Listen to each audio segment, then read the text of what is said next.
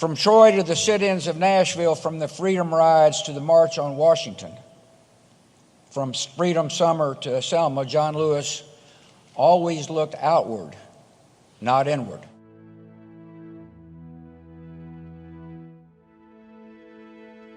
John's story began on a tiny farm in Troy, Alabama, a place so small, he said you could barely find it on the map. Dr. Weinuck talked about the chickens. I did a little research. Every morning he would rise before the sun to tend to the flock of chickens.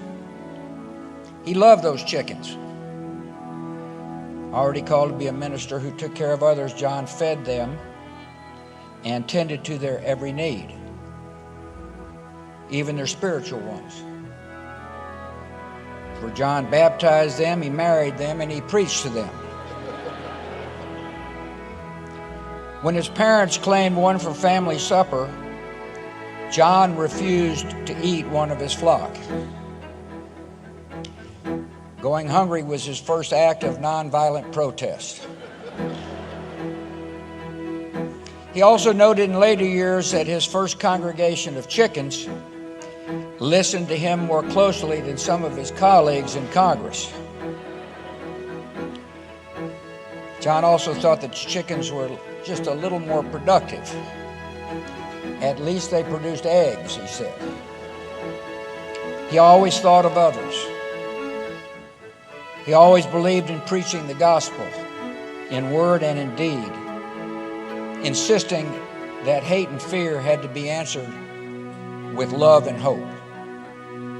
John Lewis believed in the Lord. He believed in humanity, and he believed in America. He's been called an American saint, a believer willing to give up everything, even life itself, to bear witness to the truth that drove him all his life, that we could build a world of peace and justice, harmony and dignity and love. And the first crucial step on that journey was the recognition that all people are born in the image of God and carry a spark of the divine within them. Laura and I were privileged to see that spark in John up close. We worked with him to bring the National Museum of African American History and Culture to the Washington Mall.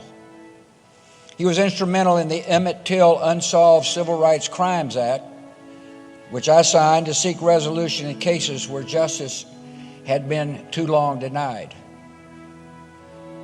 And we will never forget joining him in Selma, Alabama for the 50th anniversary of his march across the Edmund Pettus Bridge, where we got to watch President Barack Obama thank John as one of his heroes.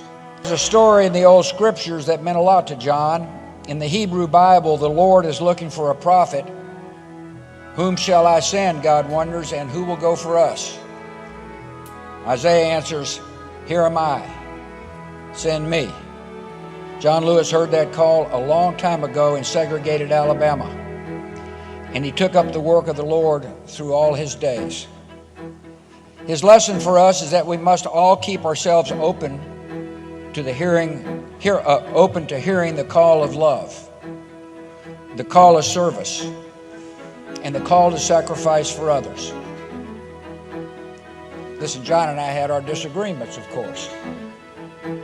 But in the America John Lewis fought for, and the America I believe in, differences of opinion are inevitable elements and evidence of democracy in action. We, the people, including congressmen and presidents, can have differing views on how to perfect our union, while sharing the conviction that our nation, however flawed, is at heart a good and noble one.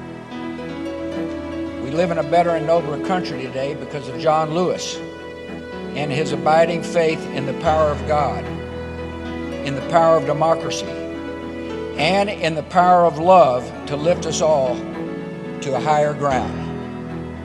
The story that began in Troy isn't ending here today, nor is the work. John Lewis lives forever in his Father's house, and he will live forever in the hearts of Americans who act justly, love mercy, and walk humbly with their God. May the flights of angels see John Lewis to his rest, and may God bless the country he loved.